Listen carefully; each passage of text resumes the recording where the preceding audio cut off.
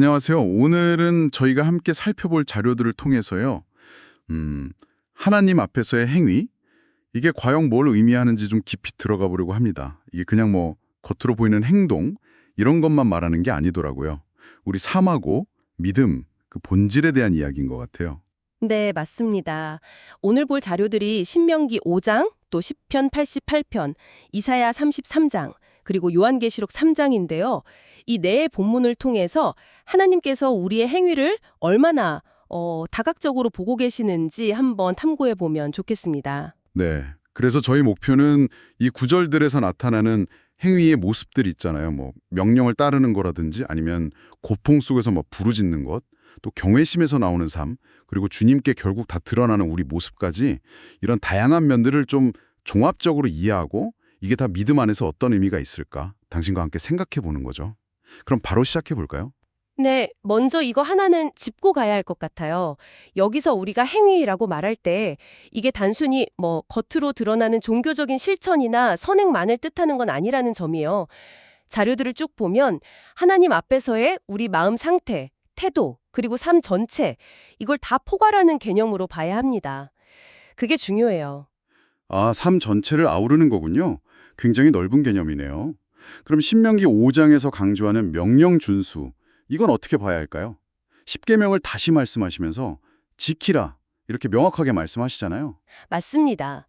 십계명은 그 하나님과 특별한 관계, 언약을 맺은 백성에게 주신 삶의 어떤 기준, 지침이죠. 근데 여기서 중요한 건 단순히 그 규칙 조항들을 따르는 행위 그 자체보다는 마음과 뜻을 다해서 순종하는 것, 그걸 의미한다는 점이에요. 마음이 중요하다는 거군요. 네. 그리고 또 자요에서 흥미로운 지점이 이 율법이 그리스도 안에서 완성되었다 이런 관점을 제시하거든요. 이게 뭐냐면 우리의 행위가 구원을 얻기 위한 어떤 조건이 된다기보다는 이미 받은 구원을 드러내는 증거가 된다. 이렇게 해석해 볼 수 있다는 거죠. 아, 그러니까 행위로 구원을 사는 게 아니고요. 네, 그렇죠. 구원받았기 때문에 그 결과로 자연스럽게 나오는 삶의 모습이다. 뭐 이런 말씀이시군요. 바로 그겁니다. 근데요, 시편 88편은 분위기가 정말 완전히 달라요. 거의 뭐 희망이 하나도 없보이는 그런 고통 속에서 절규하는 내용인데 이것도 행위라고 할 수 있을까요? 좀 의외인데요? 네, 그게 바로 이 자료가 우리에게 주는 어떻게 보면 되게 놀라운 통찰인 거죠. 정말 아무런 희망도 없어 보이는 그런 상황에서 하나님을 향해서 터져나오는 그 처절한 부르짖음, 그 자체를 하나님께서는 귀한 믿음의 행위로 보신다는 겁니다. 부르짖음 자체가요? 네, 아무것도 할 수 없다, 정말 무력하다고 느낄 때조차 포기하지 않고 하나님을 향하는 그 태도, 그게 중요하다는 메시지죠. 와, 이건 정말 보통 행위하면 뭔가 우리가 적극적으로 능동적으로 하는 걸 떠올리는데 고통 속에서 그냥 외치는 것조차 믿음의 행위라니 관점을 완전히 새롭게 하는 것 같습니다. 그렇죠. 우리가 흔히 생각하는 행위의 범주를 훨씬 넘어서는 거죠. 그렇다면 이사야 33장은 이런 행위들이 어디서부터 시작되는지 그 근원에 대해 이야기하는 걸까요? 거기 보면 여호와를 경외함이 네 보배다 이런 말씀이 있더라고요. 에는 올바른 행위의 출발점이 바로 여호와를 경외함에 있다고 딱 찝어주고 있어요. 여기서 경외함이라는 게 그냥 막연한 두려움이 아니고요.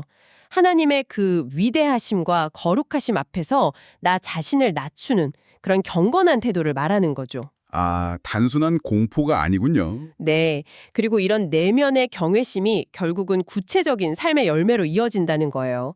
예를 들면 거짓 증언을 거부하고 뇌물을 멀리하고 정의를 행하는 모습으로 나타난다는 거죠.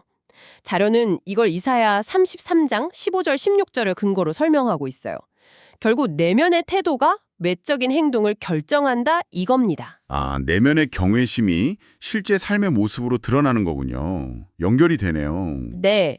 그리고 자료는 이 경외심이 우리 힘으로 되는 게 아니라 성령의 도우심으로 우리 마음에 자리 잡게 된다고 덧붙이고 있습니다. 그럼 마지막으로 요한계시록 3장은 이 모든 행위들을 하나님께서 실제로 어떻게 보고 계시는지 그걸 보여주는 건가요?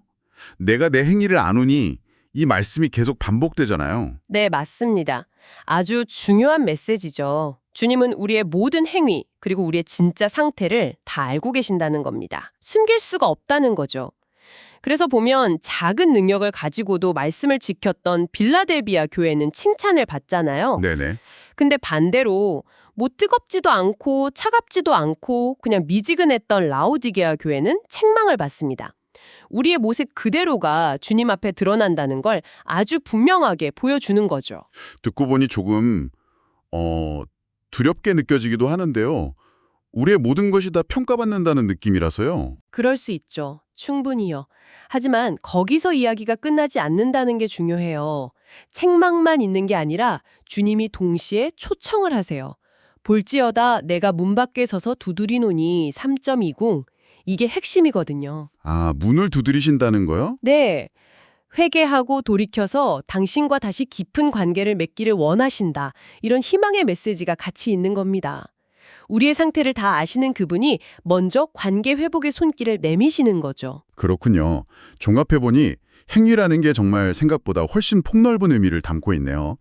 율법을 지키려는 순종도 행위고 신명기, 절망 속에서의 부르짖음도 행위고 시편, 하나님을 경외하는 마음에서 나오는 삶의 변화도 행위고 이사야, 그리고 결국 주님 앞에 드러날 우리의 일상적인 모습 그 자체도 행위인 거네요. 요한계시록 전부 다요. 맞습니다.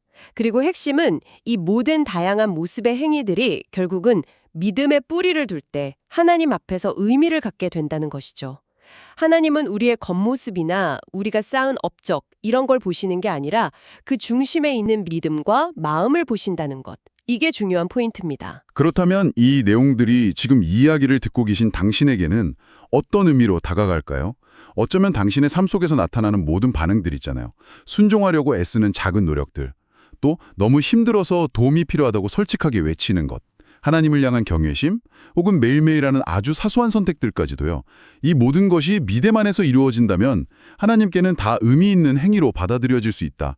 이런 가능성을 보여주는 것 아닐까요? 속에서 터져나오는 그 신음과 부르짖음조차도 하나님 앞에서 의미 있는 행위가 될 수 있다면 당신 스스로 정말 아무것도 내어놓을 것이 없다, 너무 무력하다 이렇게 느껴지는 그 순간들을 앞으로는 어떻게 좀 다르게 바라볼 수 있을까요? 한번 생각해 보시면 좋겠습니다.